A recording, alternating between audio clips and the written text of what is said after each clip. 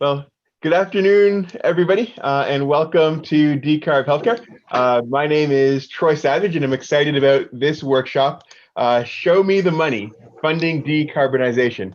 As you know, this session is eligible for AIA credits. We are going to learn and explore a great deal together, and I think we will have a great learning experience. And so, wearing my Mazzetti hat, we are a registered provider with AIA for continuing education system credits. And because of that, I am also showing you this copyright notice. Right.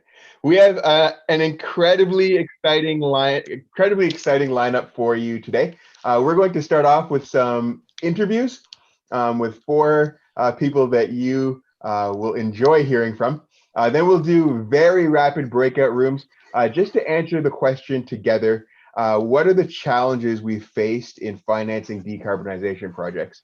We'll share those in quick, rapid succession, and then we'll come back and engage in a panel discussion. At the end, we'll talk about the ways that we might continue the conversation. And so very, very excited to get this conversation going. And so we are going to turn to our first interviewee. And so I'm going to ask Eric Berzon to virtually step forward. Eric is the assistant treasurer of Kaiser Permanente. In that role, he has played an instrumental role in helping Kaiser decarbonize. And so we're going to hear a little bit about his story. But first, Eric, just a warm-up question to get us going. If we invented a teleporter and could teleport you to anywhere in the world for 48 hours, where would you want to go? Well, it depends on my mood and the time of year and what I've been up to, but it would either be something like an apartment somewhere in France or out in the wilderness of Alaska. We find both places compelling. Excellent. Eric, thank you so much for that answer. It's funny, I had the opportunity to meet Eric because he worked with Walt and I and others on a National Academy of Medicine project last summer. And it was just a really awesome experience. And I always hone in on the story that Walt told about walking into Eric's office and how Eric was able to change the perspective of how we thought about decarbonization. And so, Eric, even before I ask you a couple of questions, I want to turn it over to Walt Vernon, who's going to give a quick introduction of Eric and our other panelists. Walt? Okay, well, sorry, yes. I guess what I'll say about Eric is, you know, for years, I had been working with Kaiser trying to convince Kaiser that this thing called a power purchase agreement would be a good idea and that they could use that to secure, help them advance some of their renewable energy goals. And the facilities department just couldn't get it. And I remember one day this guy walked into the room and said, all right, energy is no longer a facilities issue. Energy is now a financial issue, and I'm with Treasury and I'm taking over. That's not exactly what he said, but it was close. And from that day, Eric, right, from that day, Eric became in many ways a mentor to me and a teacher. I had an MBA at the time and I thought I knew something about finance, but he really has taught me about the real world and how you make things happen from a financial perspective. And really, Eric has been kind of a hero for the climate at Kaiser and in so many other ways. So I think we're really, really lucky to have Eric today. When Eric and I were talking first about the National Academy work, I asked Eric to be one of my co-authors because of all of the reasons I just told you. And I asked him at the time, who are your peers in the industry, right? Who else is working on this? And he said, well, nobody really. But there was this organization called MedXL and Ascension who had been doing work in this area. And Ascension in particular was one of the first signatories. They created the first LEED Platinum building in Austin, Texas. They were one of the first adopters of the Department of Energy's Better Buildings initiative, which required a 20% energy improvement across an entire portfolio by 2020. And they did it by 2017.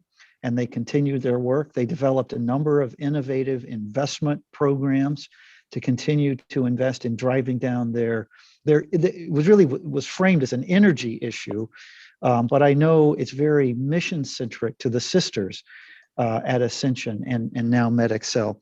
And so Jason has been with both Ascension and now MedXL. He's the CFO there and has really driven a lot of that and was a significant player in this work by the National Academy of Medicine. So there were others out there to some degree, and Jason's yet another hero for the climate. And then, and we're so lucky to have all of these people. And Jeff Thompson, of course, is a person that I had heard of and admired from afar for many years because of his work. And back in the early days of sustainability, I kept hearing about this one CEO in all of healthcare who was willing to actually do something and put some money into this issue. And all the rest of us were running around trying to figure out, how do we get to leadership? How do we convince people? How do we do this? And there was this one guy who was doing it and making it happen. And in some ways, I think preaching to his peers in incredibly important ways. And I think Jeff, again, has been just an incredible voice here. And I think can help us understand how to speak CEOs so that maybe the rest of us can become his disciples in making things happen using the tools that Eric and Jason. We were on a meeting the other day of the National Academy of Medicine, and Don Berwick said that, you know, when he thought about things, any great effort needs will, it needs ideas, and it needs execution. And I think these three guys give us ways to create will and ideas and ways to execute. And I'm just so thrilled that they'd be willing to spend time with us. So I want to shut up. So sorry, Troy, back to you. Perfect. Well, thank you so much for introducing our panelists. So Eric, to you first, I have the pleasure of asking you a few questions. First question, Eric, just generally, what is Kaiser's strategy for funding decarbonization projects? Sure. You know, what differentiates decarbonization projects from other projects that we do, especially in a not-for-profit setting, but in general, is that the economics of renewable energy and other decarbonization efforts are hinged on federal and state tax credits. And the federal and state tax credits are written in a way to inhibit tax-exempt organizations from benefiting from those credits. It's sort of the IRS doesn't really care who benefits from the tax credit as long as it's not the tax-exempt organization. And that's not just being, you know, facetious. There are tests, and I've actually put together structures that had good economics, except that they required minimum buyouts at the end of, you know, you want to buy the systems when the tax credits vest. You know, 6 or 7 years from now, there's a buyout price. And we hear, for example, that there's a floor on the buyout price. Why? Because it needs to meet an IRS test. Who gets that money? It doesn't matter. Doesn't matter whether it's the developer or the funder. Just somebody needs to get money from you. But so that's sort of the context that we deal in. And like anyone else, like any other economics, it's kind of tuned. And so in order to be cost effective in doing a solar project and have it be competitive in some sort of return, you need to get your hands on some of that tax credit. That creates very complex structuring opportunities, reasons to deal with a third party.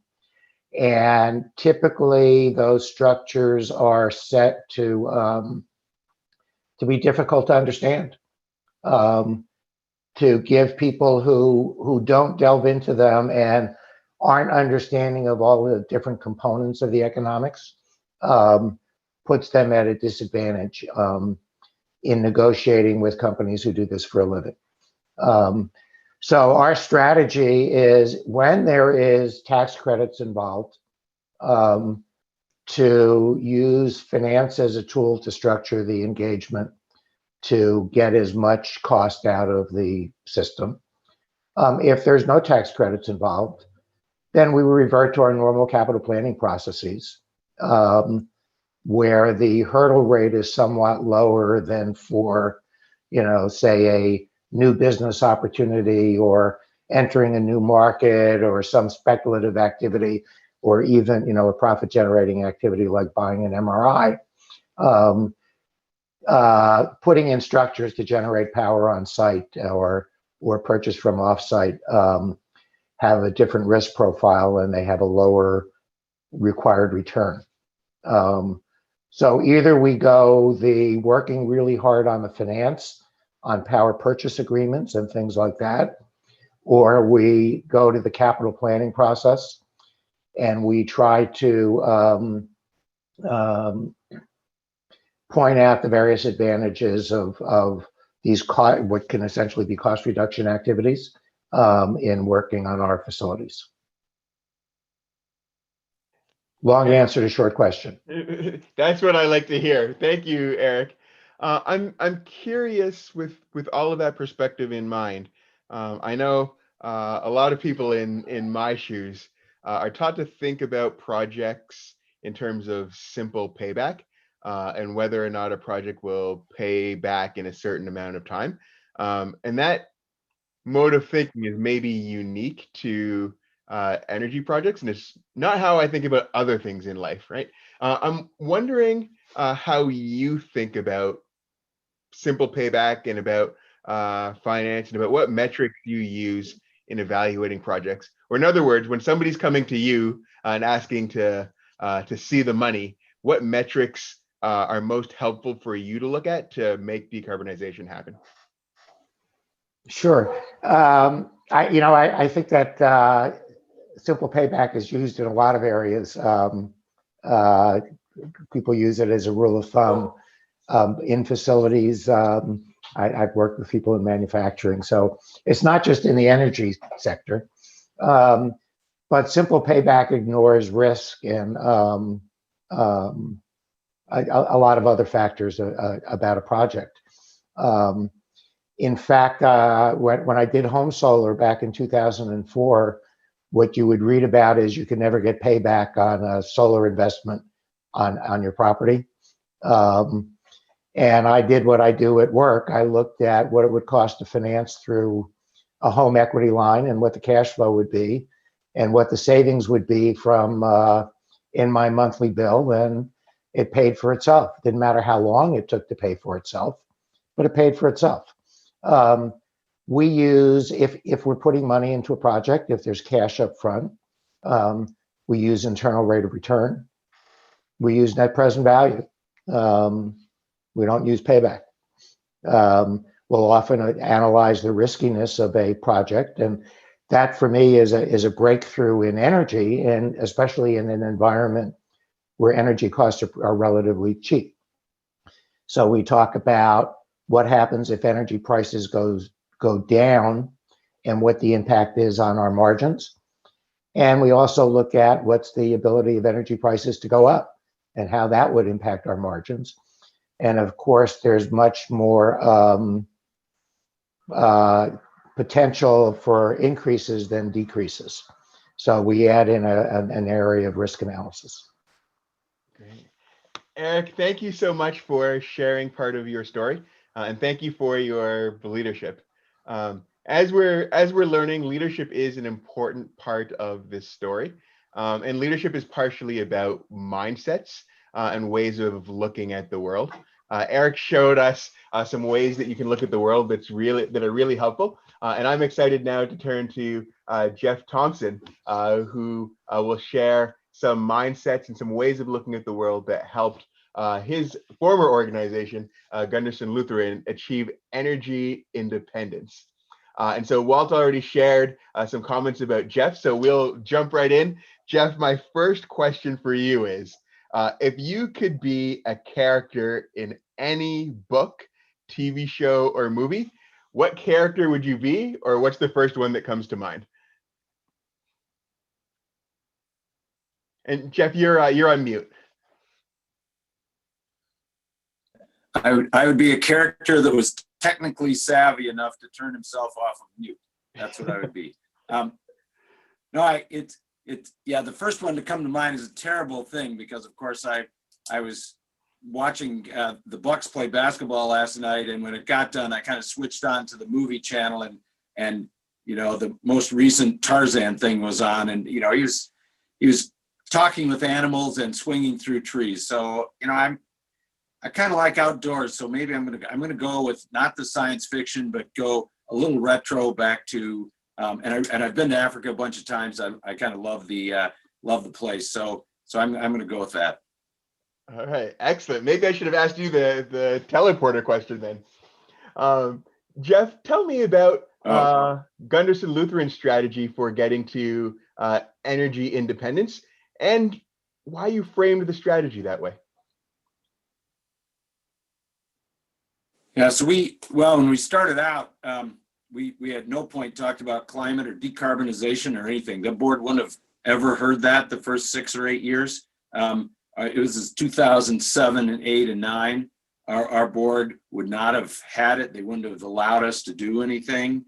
The way we framed it is, I looked at the board and I said, what are their priorities?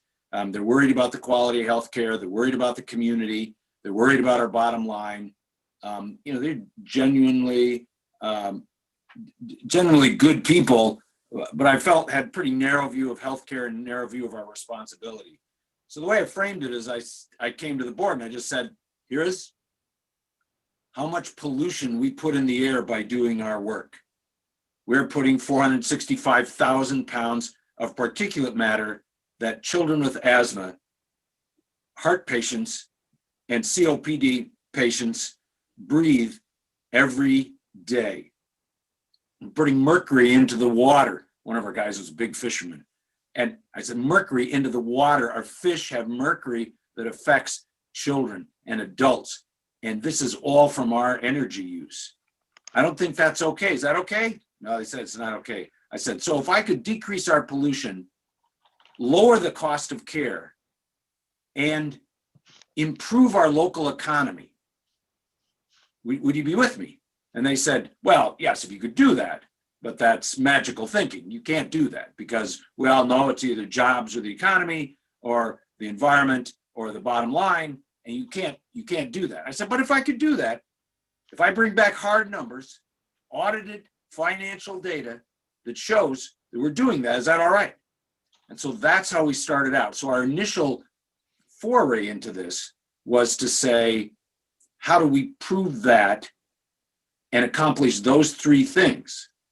So when we started with conservation and then we went on to local generation of power on sites, it had those in mind. And I repetitively came back to the board and said, here's what we promised, here's what we're delivering, here's what the data is, we're saving money. And of course, I chose conservation, and nobody had done anything for 100 years in the organization around conservation. So it was pretty easy to spend $2 million and save $1.2 million every year thereafter. So I'd go to the boardroom, I'd put up this big 60% return on investment sign and say, what else we got that's returning 60% here? Well, nothing. Sure, it's 60%, blah, blah, blah. And then we got some momentum and they started believing. So then they allowed us to do bigger capital projects. And, like we've heard many times, and Eric was really clear about it, you got to be thoughtful about how and when you pick things.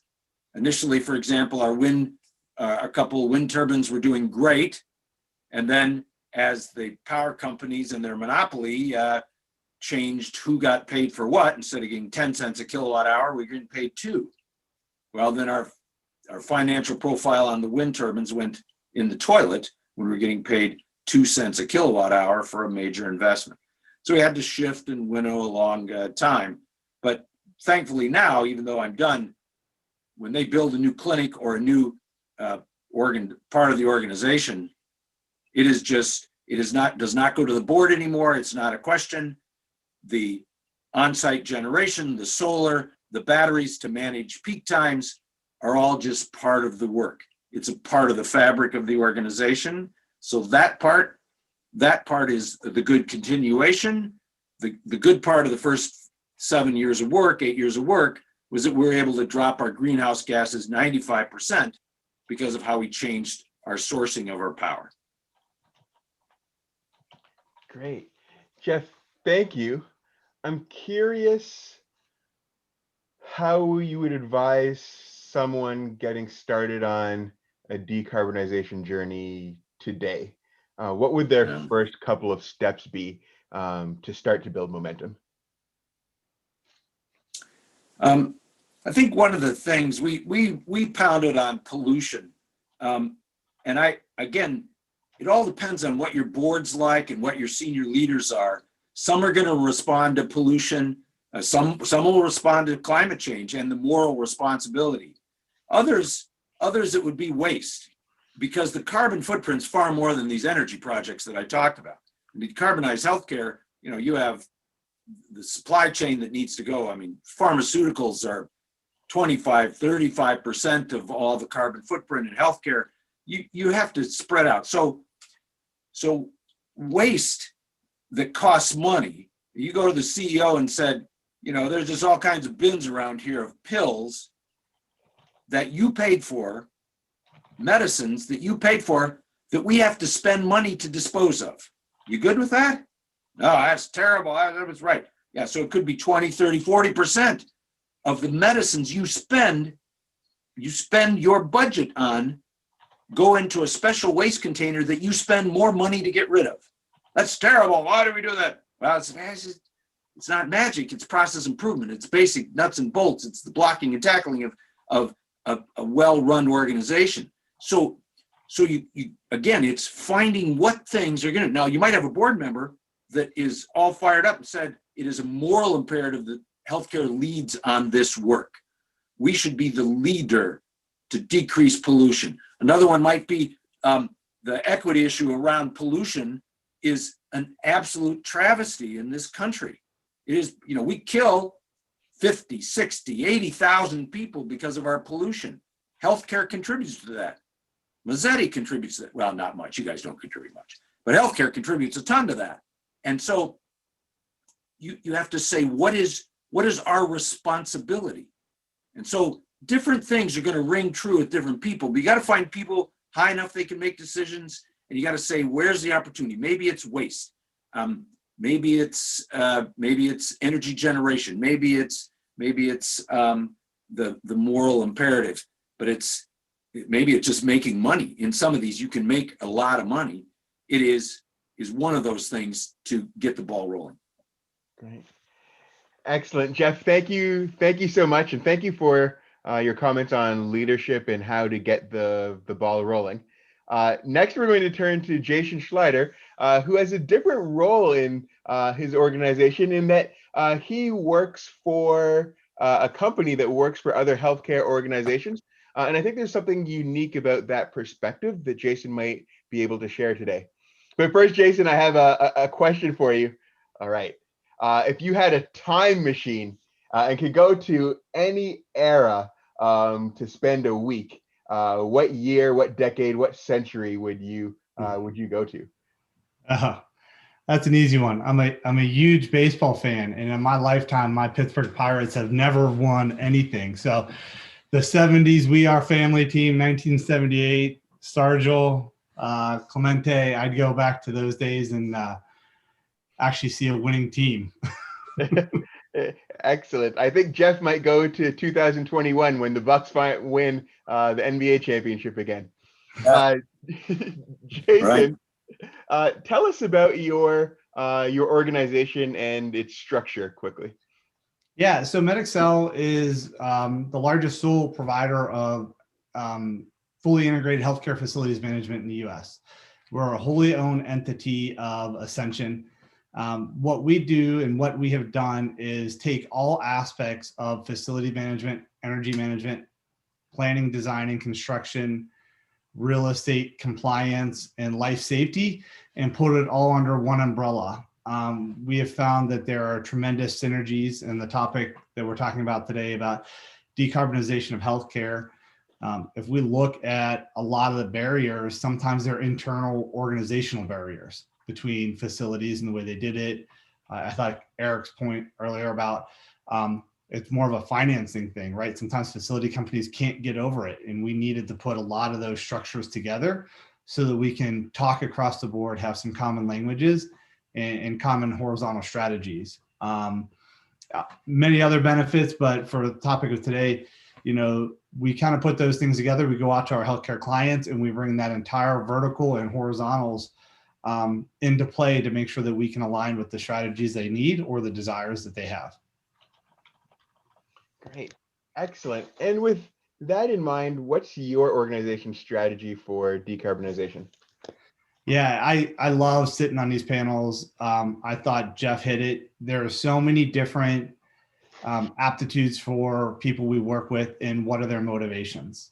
But one of the overarching things that we look is the social determinants of health. We can talk about socio and economic factors. We can talk about physical environment. We can talk health behaviors. But the impact the client has on it is undeniable, from the waste streams, the water, the environmental factors that are being contributed to each and every day by the byproducts we have. Single-use plastics cannot be ignored, especially in combination with socioeconomic factors. Sometimes they get double hit there. And so we start from there, and then we have to build into the business cases oftentimes.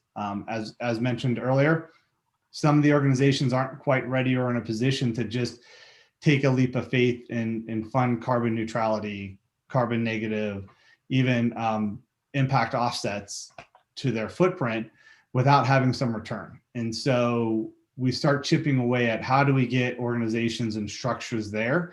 They're not just one-trick ponies, but that actually can be sustainable over the long run, because this isn't a problem that goes away in 5 years. It didn't get created in 5 years. We need long sustaining strategies that organizations can stick with long after the current leadership team's in place at these organizations. Excellent. Thank you, Jason. How do you recommend going about making a business case for carbon reduction?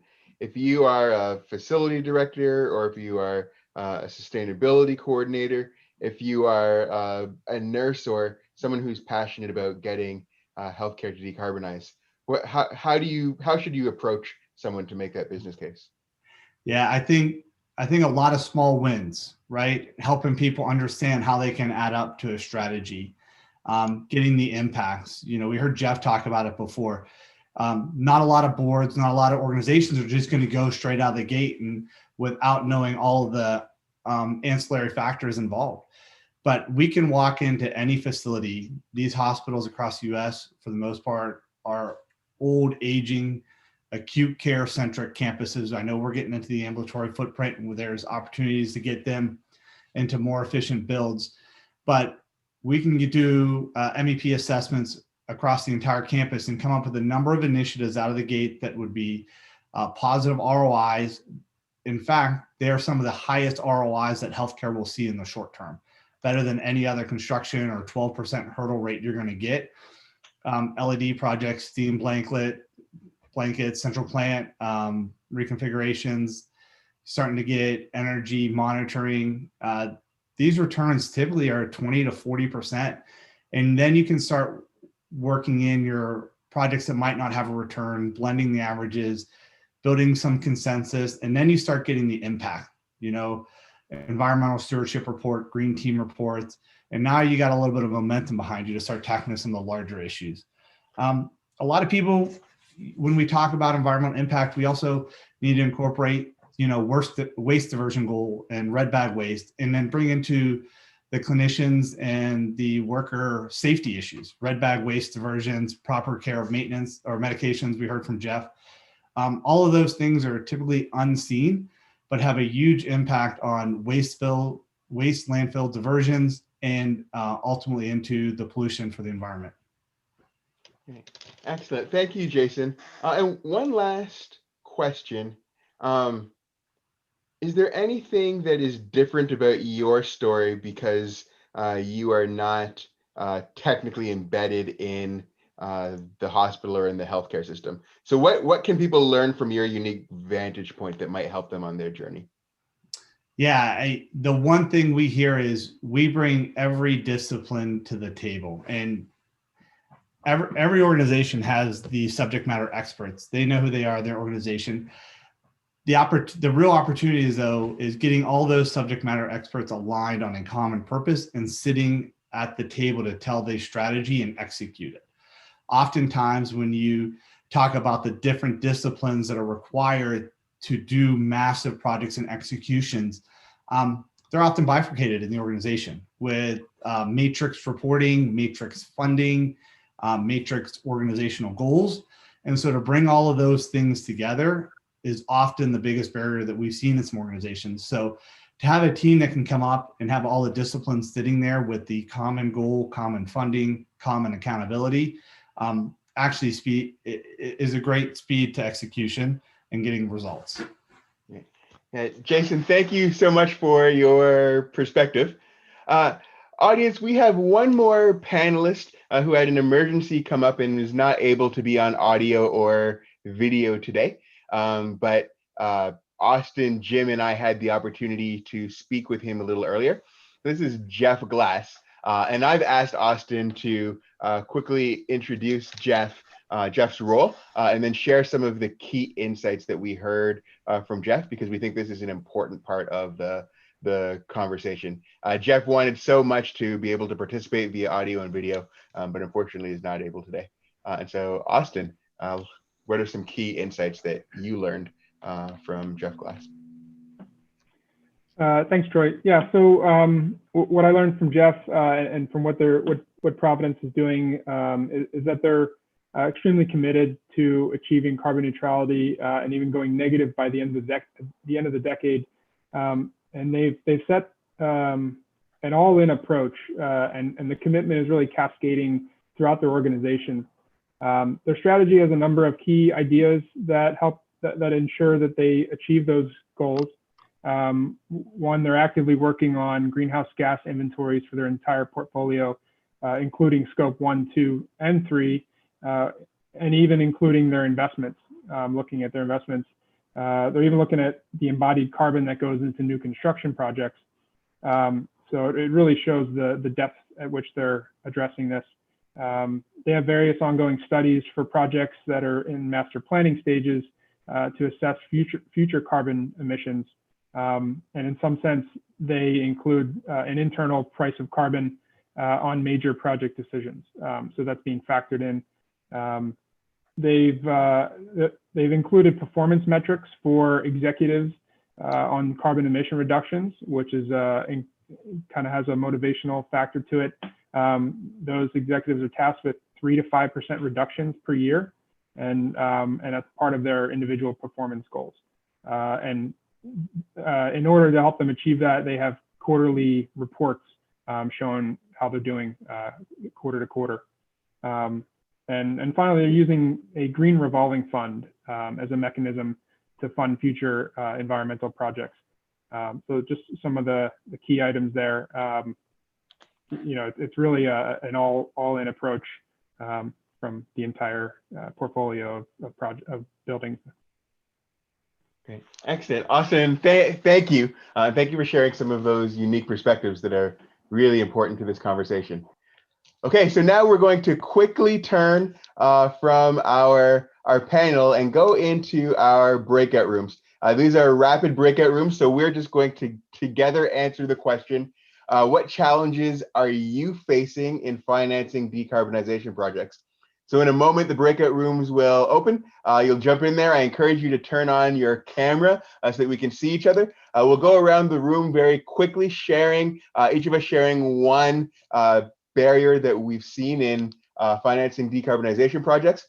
And then we'll try and get the full list of the type of barriers that we have experienced. Then we're going to come back to the main room and put our panelists in conversation and see how they might tackle some of the challenges that we surface in our breakout rooms.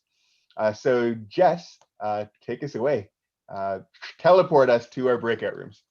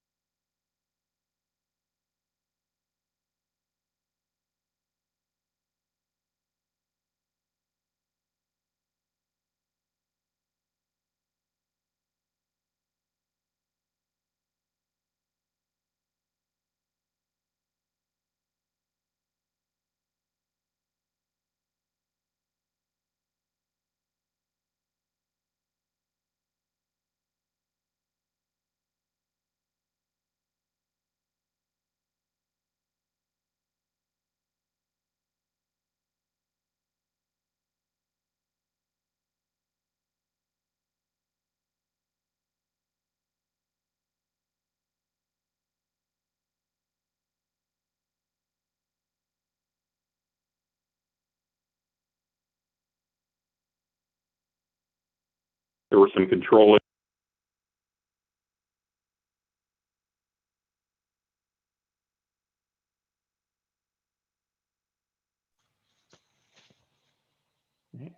All right. Hello, everybody. Welcome back. I hope you had an opportunity to brainstorm some of the challenges that we faced along this journey. And even in our room, we were able to have time to discuss some solutions to those challenges. Hopefully, we can do that a little bit more right now. So the chat is open. Once again, Jessica is going to help facilitate the chat. So if you have questions for our panelists, please do put them in the chat. Panelists, I'm going to start with a question for Jeff Thompson, who happened to be in my breakout room and said something interesting that might be helpful for all of us to hear. But I'll frame it as a question. Jeff, one of the challenges that we heard in our room was the idea that energy projects and decarbonization projects need to compete with capital, that you could invest in T-bills or in other Wall Street type financial investments. How do you get over that barrier? How did your organization overcome that challenge to actually invest in energy independence efforts? Yeah, the staff thinks of the organization as one big bucket of money, sometimes one big bucket of endless money, but a bucket of money nonetheless. But the organization was really split into really a couple large pools. One was operations, where MRIs, nurses' salaries, pensions, all those things came out of. And the other was our savings that is accrued over, 100 years, had some savings built up. What do you do with the savings? Well, it was in cash, in T-bills, in stocks, and in bonds. And so what we did to make it more palatable, and so the board would go along with it, is we convinced them that investing this was a long-term investment and that it should be judged against the portfolio. In fact, come out of the savings portfolio, not the operations budget. And that we should look at it as a long-term investment. We should measure hard, just like we do our other investments, but pull that money out of savings. So some people just flopped around and said we never should pull out of savings, blah, blah, blah. But it turns out we were able to get enough of the board to say that seems to make sense. And so we pulled some money out and invested in these various parts of our program that we continually framed as decreasing pollution, improving health, lowering the cost of care. And we argued that this investment, rather than being in Wall Street or T-bills, this investment actually would improve the health of the community. It would actually lower our cost of care on the operations side. This is a great investment. And so we were able to get them to improve small aliquots of money out of that greater pool to be part of our capital investment for items. Great. Thanks, Jeff. Eric, Jason, any other perspectives? Well, I think that's an important thing to be able to do, and it's a tough load in convincing the organization and tracking it. And but to the extent that an organization has the opportunity to, that we have the opportunity to sell our boards and leadership on that, that certainly is the way to go, even financially, because the investments in our own energy projects have a higher return than, for example, investing in energy within a diversified portfolio. The other thing to remember about the not-for-profit healthcare model compared to corporates is we sit on cash. The average not-for-profit system has somewhere between a half a year's and a year and a half cash sitting in the bank, or sitting in various investments. It's part and parcel of our model. And if we can collectively normalize using that for our communities, that's an important step forward in this. And I just think that's the holy grail. If I'm thinking, could I have Jeff call our CFO tomorrow, kind of thing. Excellent. I'd be happy to do that. Kaiser folks have been doing a lot of great stuff for a long time, and I've gained a lot of inspiration from Kaiser. You guys have done fabulous work, and so I've known most of your leaders. I don't know the new CEO. I know most of the others, but I'm not sure there's much I can teach Kaiser. They've done such great work. Hey, Eric, Jeff, thank you so much. I want to sharpen the question for Jason a little bit more. Jason, in your initial comments when we did our little interview, you said that energy projects perform better than anything else that people could invest in. That's not what most people think at first, and it's usually not the story that's told. We'd love to hear more about that. And what the journey is to discover that energy projects are really great investments. Yeah, there's a lot of hidden gremlins of energy all throughout the buildings, right? And it starts with data and analytics, right? Without data and analytics, it's really tough to prove your point to senior leaders in the organization, and then you can measure your returns. These are the parts of the building that no one goes to, that no one wants to see, that no one really cares about. So having the skilled people down there in conjunction with finance is an odd pairing. But you get your MEP specialist and you go through there with an energy person and a finance person with the task of how to find those energy gremlins using the data and building the cases. The first pass, we were averaging about 35 to 40% return. And we did it a bunch of different ways, fully weighted, simple paybacks, whatever anybody wanted to see. And then we present that. And then it's an interesting discussion whenever you go up against a client's operations who are bringing together ROIs on MRI machines, physician practices. None of those returns even come close, right? Now, you're not always going to get those returns, but you have to start with the big guys, the things that are noticeable: LED lighting retrofit, central plants, steam blankets, water conservation, just energy monitoring, little IoT edge devices on, an air handler, Magna strips are the big thing. If you've never heard of it, these are great little devices that you can put an IoT edge device on to manage repairs and maintenance. And the savings and the payback on them are enormous. And you just have to bundle enough of them together to start getting the confidence of the leadership.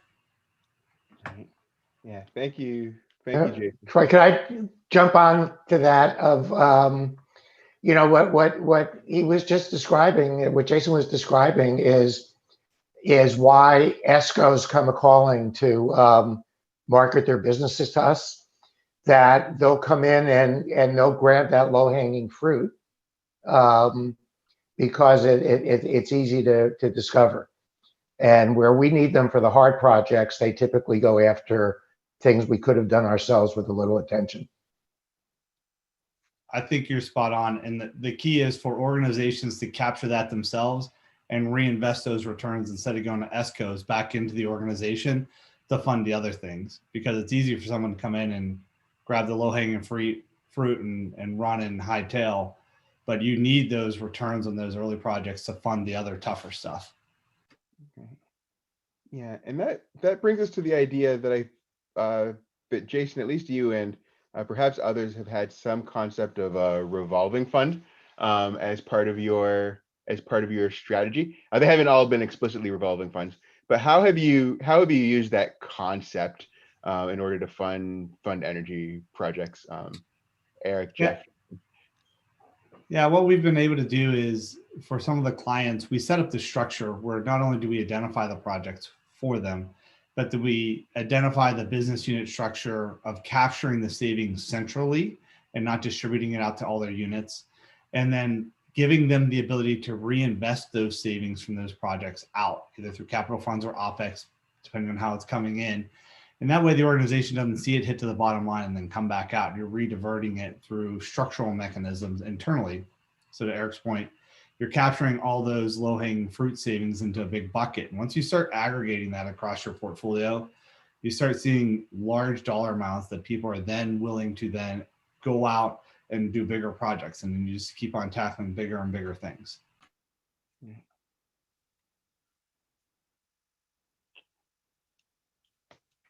Eric, Jeff, what's your perspective on how you use this revolving concept, or not? It may not have been part of your story. Yeah, we probably should have used it and made it more clear, because many of our savings went back into operations. So the invest, and we try to calculate them, but when the cost went down, it often accrued to by department by department by department. So we weren't as good about doing that. We did the sum me up, but we didn't. It would have looked better as a big bold number that more people in the organization would have shown. I guess my point in this is, and I'm 100% with Jason, find the things that are going to make the work for you. It isn't going to be the same for every organization. Some organizations have great opportunities here. Others have great opportunities there. Some of it's on waste, some of it's in generation. It depends on where you're at. So be a little thoughtful about choosing what you do. And somebody just comes in and gives you a boilerplate, oh, here's how you fix things that they've used in the last 12 organizations. Yeah, it's probably not going to work. It's not going to be the best anyway. So my advice is figure out those things that fit you and your organization best. Talk with other people. People love sharing this information. Other healthcare systems do. There's some really solid consulting groups out there. And I think the way forward is the way that works for you with how your organization's set up and the tone in your organization. And that is important rather than just copying what Gunderson did or what Kaiser did.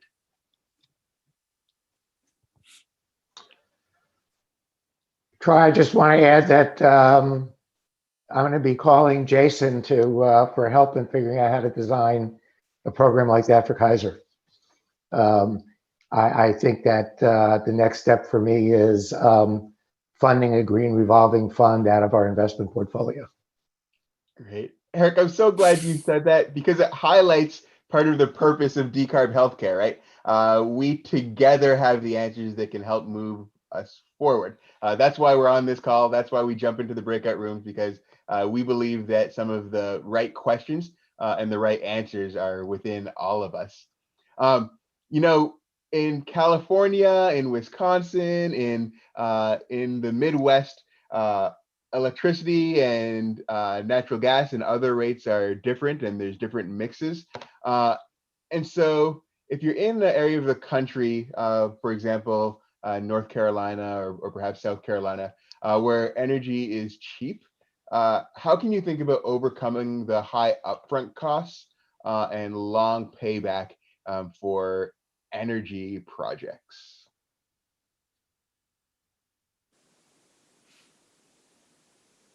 Or another way to ask it is, what are the right mindsets and tools you might use in order to overcome those barriers?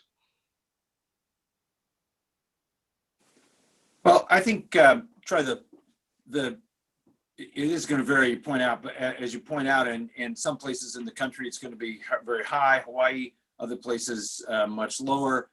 I think you have to go back to the fundamentals of what we're talking about here. And decarbonization is more than just energy. And we have to say, why is their energy cost so low? Well, if it's because of pre-established hydro that provides low carbon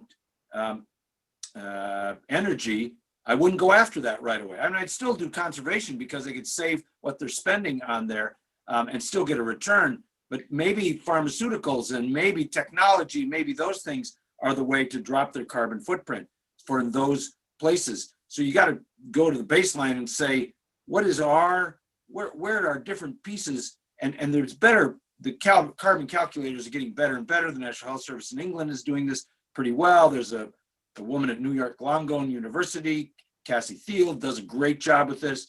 There's a variety of folks that are looking at carbon footprints. But I would say with those people, you say, where's it coming from? Now, if it's coal, if it's cheap coal, then you have a conversation about what direction is that going, how long it's going to stay cheap.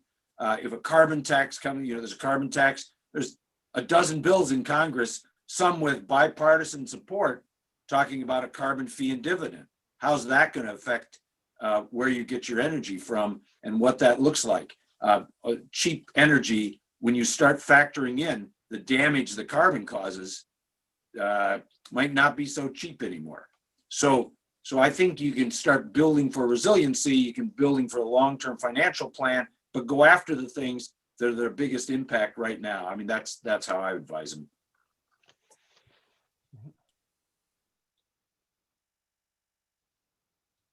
Yeah, Jeff, I hear in that answer of all of our panelists actually, an internal idea about building trust, and that there's a trust that needs to be built between an organization, and that these efforts need to align perhaps with organizational values, however they currently are. When I think about that, I also think about kind of this idea or concept of community benefit that I think Eric touched on earlier.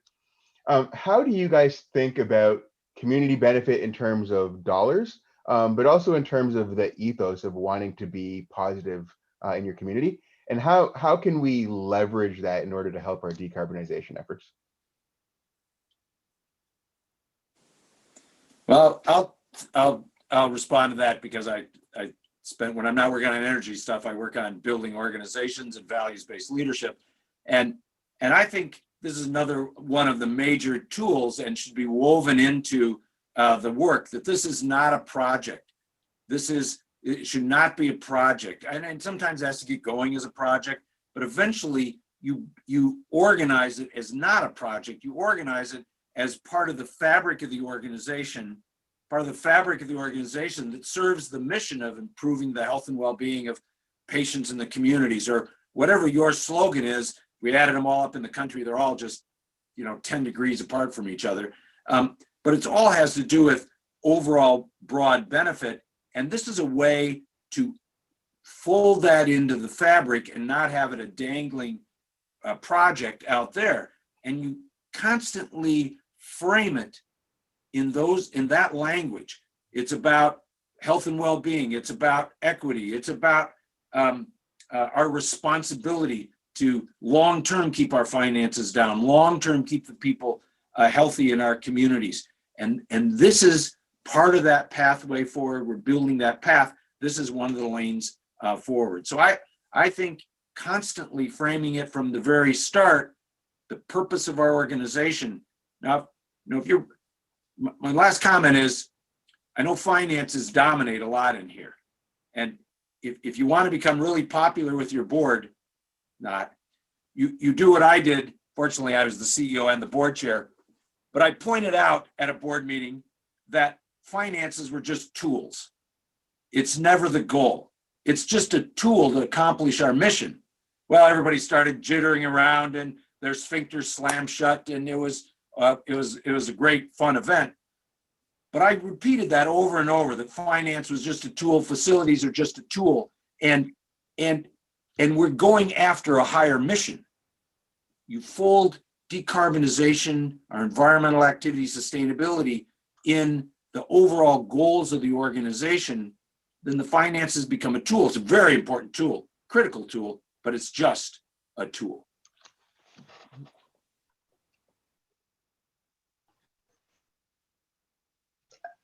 Troy, I'll jump in for a moment. I so agree with what Jeff said, and we do this work because we believe in it, and because we think it's part of what our organizations should do by their nature. But then we get to boards and to leadership and management that has choices to make.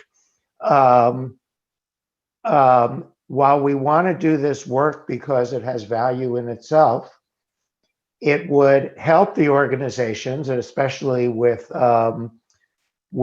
accounting and finance.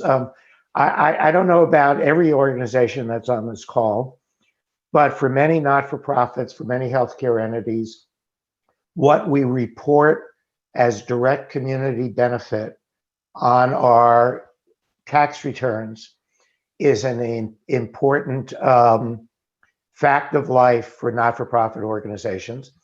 And we're all being conscious of making sure that we report enough so our tax exemption isn't questioned.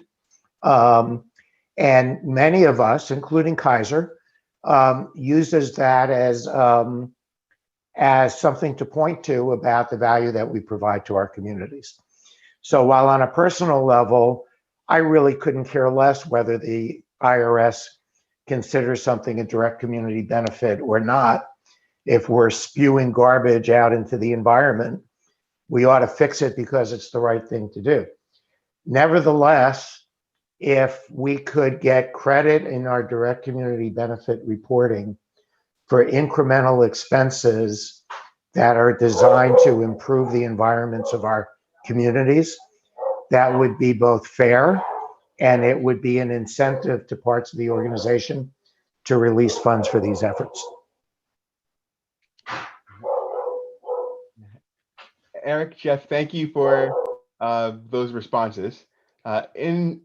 In Jeff's response and alluded to in Eric's response, is the idea of kind of a price on carbon, I'll put it that way, but the idea that the larger society, perhaps the larger world, is recognizing the impacts of carbon, hence the decarbonization efforts, and one of the potential ways to help internalize the carbon externalities to put a price on carbon in some way. And so I know some organizations have thought about internal prices on carbon to help make better decisions and make those decisions relate to carbon. And some organizations are thinking about the ways in which governmental entities might start to tax carbon. That is true in many jurisdictions in the world already, and has in some places been true for decades in some industries. How are hospital level financial leaders, i.e. Jason, Eric, Jeff, and I'll share some thoughts from Jeff Glass. How are you guys thinking about external prices on carbon, on internal prices on carbon, or on instruments to help your organizations internalize the fact that carbon has a cost? Maybe Jason, not to put you on the spot, but starting with you. Yeah. And if the answer is we haven't thought about it yet, that's perfectly fine. But how are you thinking about these types of issues? No, the internal carbon tax for especially on construction projects is a hot topic, right? Because there are just some projects where the base pro forma is different to have the sustainability component to it.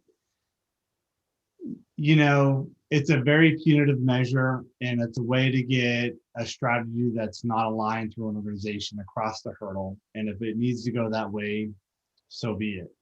I'll tell you, in working through a number of different models, it's a very non-value added task if the strategic alignment at the top of an organization is to do the right thing and look at the portfolio approach.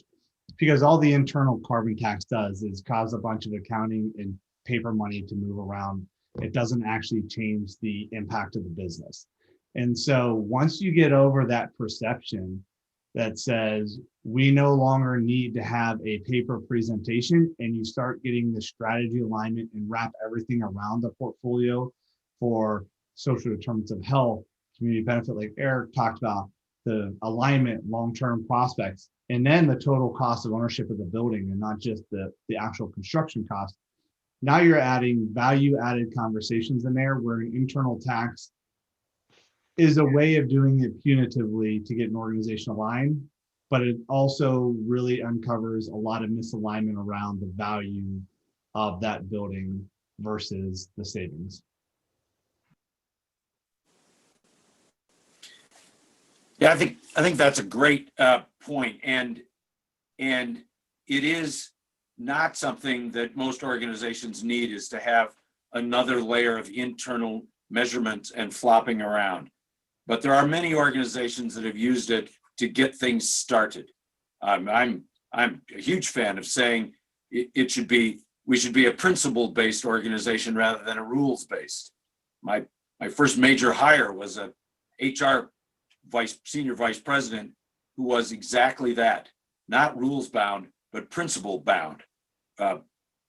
Staff upbuilding are responsible for their improvement rather than hunting down the bad apples and throwing them out. I think the same thing can happen with this. That said, Silicon Valley has lots of folks that are doing internal carbon tracing. Almost all the big pharmaceutical companies have internal carbon tracing either in place or they're going that way. I know Flex is a major manufacturer that most of you don't know about. It's a $25-30 billion company, makes a lot of stuff in every single hospital. They have a shadow carbon. I mean, and in Europe, as Jason was alluding to, it's all over the place. It's much more common. So I think some people are using it as a strategic preparation approach. This is the way the world's likely going to go. If we wait and get smacked alongside the head with it, that'll be bad for our organization. It will be used in good hands. It's an educational tool. Used in bad hands, it's a cudgel that just people get beat up with and waste a lot of time shifting papers around. So again, it's a bad tool. It's not the tool. It's how people use it, in my opinion.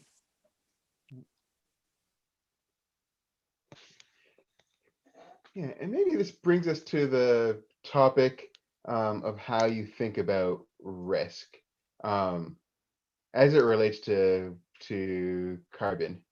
So how do you think about the risk of carbon as it relates to what carbon is doing to our environment, but also to the risk of legislation that will change your price structures, how your supply chain is reacting to risk, how risk might be introduced as people start to think more about scope 3 emissions or emissions that are caused by the type of things that you supply. There's a lot of risk that's going around with carbon. So I know I'm asking a lot of rapid fire questions, but maybe ask it more broadly. What's the risk of not starting to address decarbonization? And how are you factoring that into your thinking and your organization's thinking?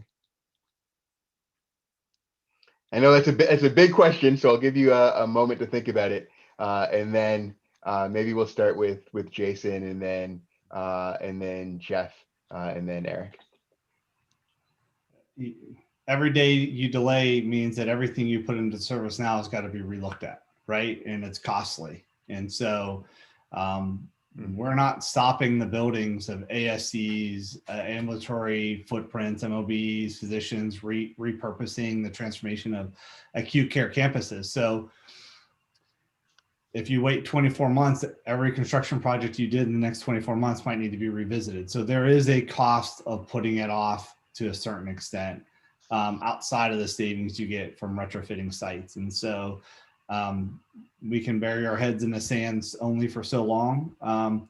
It's interesting. I am not a healthcare revenue guy. I have to follow the trends to the clients as we perform the services.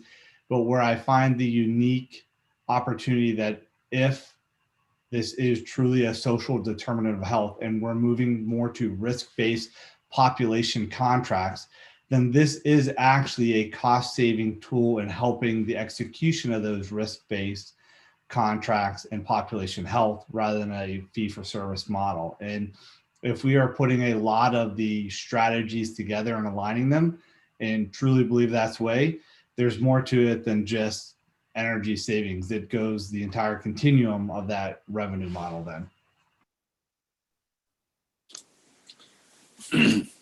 Yeah, I agree. That was terrific, Jason. I think you're exactly right on that.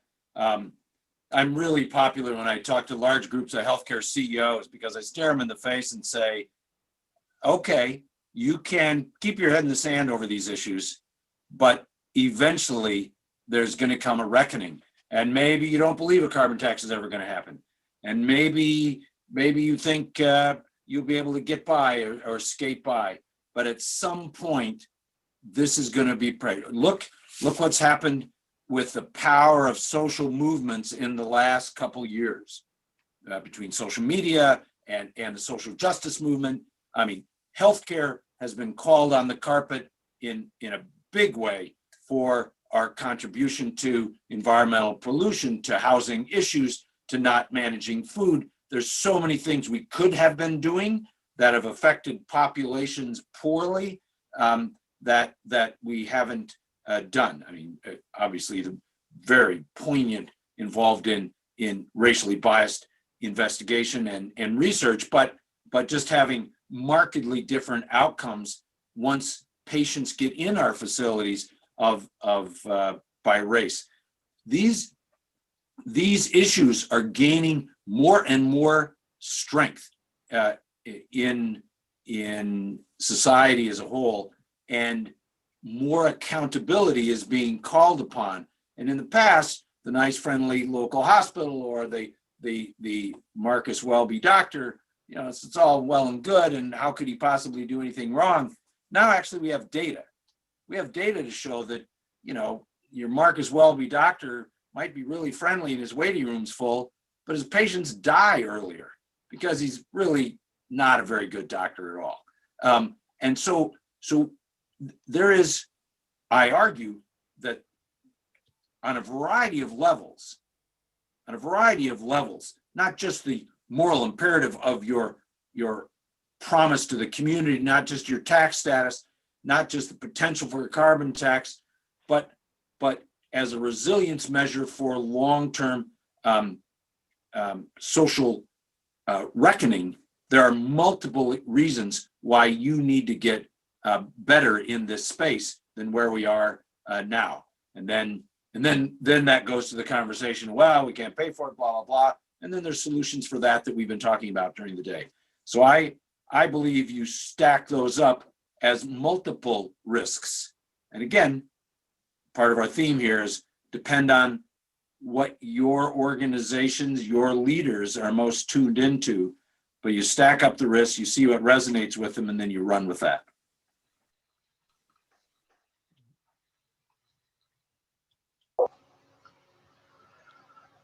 Well, that was great. I would just add, you know, when we come forward with a project, there is no shortage of people in the approval process or associated with it. There's no shortage of people that will point out the risk of doing something. What if panels get more efficient in the future? What if electricity prices drop?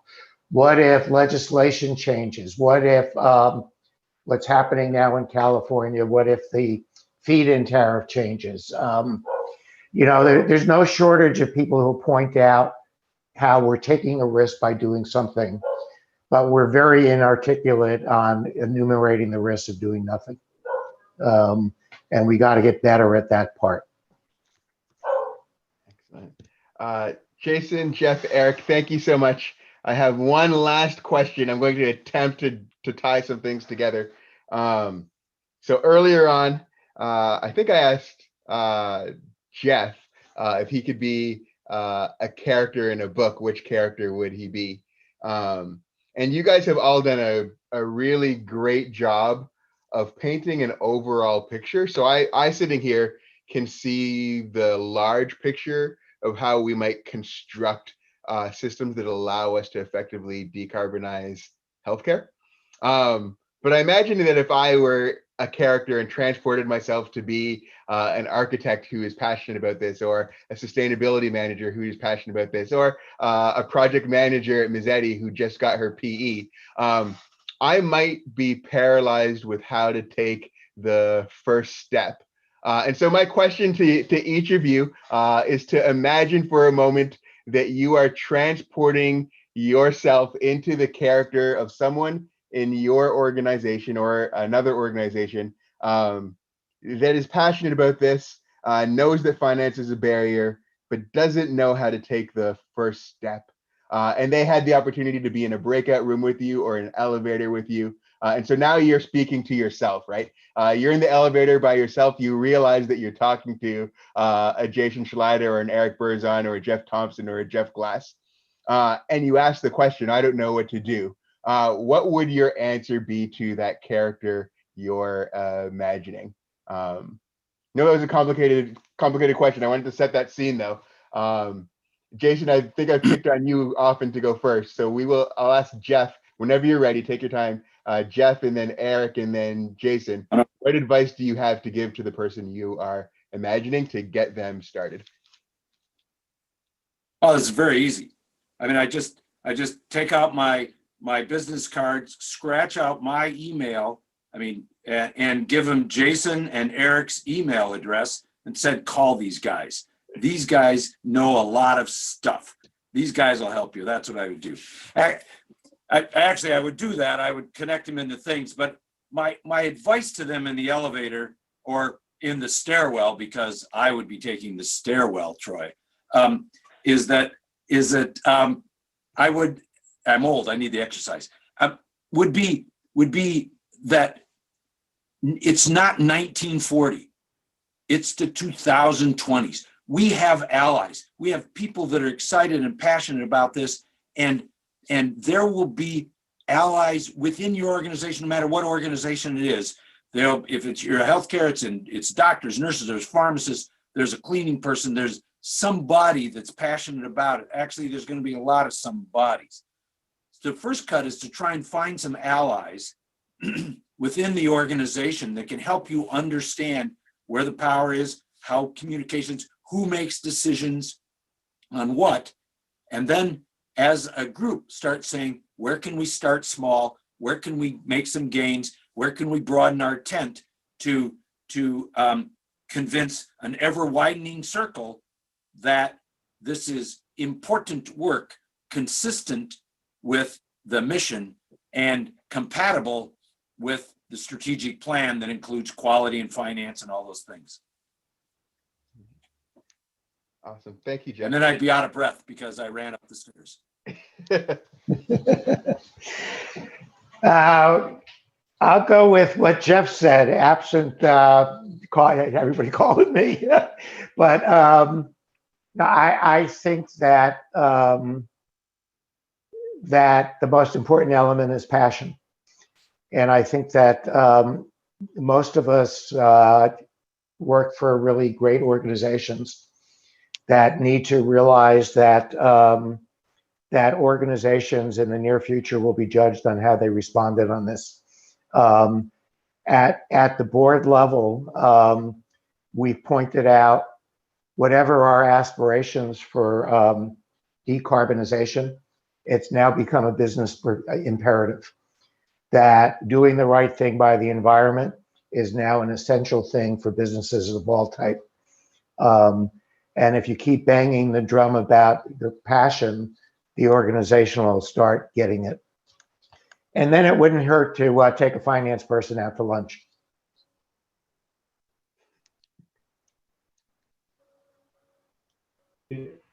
I think it's sound advice.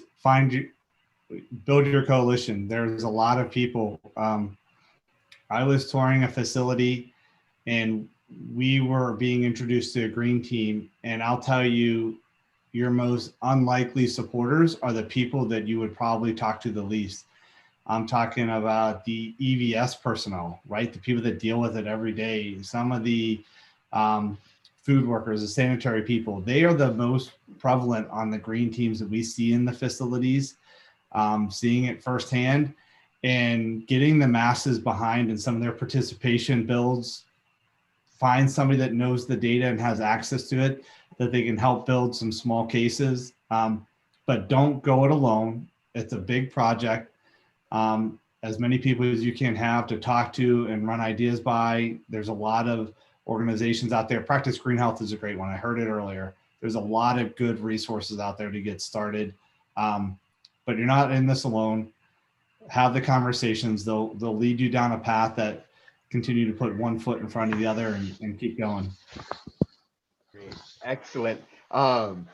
Let's give our panelists a round of applause, virtual or actual. I think that we were treated today, right? So we have three amazing leaders, and in fact, 4 amazing leaders, including Jeff Glass, who wasn't able to be on audio and video today. And the answer to the last question was really interesting, right? So part of it is having the ability and tools. Part of it is having the inspiration to know that you just heard from folks representing organizations who have turned this corner and who are continuing to do so. And part of it is being a part of a community of other people who you can reach out to for support. That kind of sounds like decarb healthcare to me, and specifically to community.decarbhealthcare.com. And so one of our next steps is to start feeding energy into that community. For indeed, today is the last scheduled workshop in series 1 of our workshops, where we've brought you together to kind of learn and crowdsource the solutions and barriers that might help move us forward. But we recognize that we picked topics, but there might be more topics that you are interested in covering in this series of workshops. And so if there are, as you are leaving, please just type those topics into the chat. We recognize there's opportunities to have more workshops, to have ad hoc roundtables and other things as we move this forward. I'm so thankful for all of the series of workshops, and thankful that we have left this in a place of hope. That as the team gets together and crafts the guidebooks, you and 300 of your friends from across the country have been a part of putting the ideas together that might move healthcare forward. So I want to say thank you to our panelists today. Thank you to our panelists from the very beginning, and thanks to all of you for continuing to participate. We will be in touch, and just really appreciate you being along for this journey. Jeff and Eric and Jason and Jeff through Austin showed us that we can get there today. Thanks, everyone. Thanks, guys. Thank you, Troy. Right. Take care.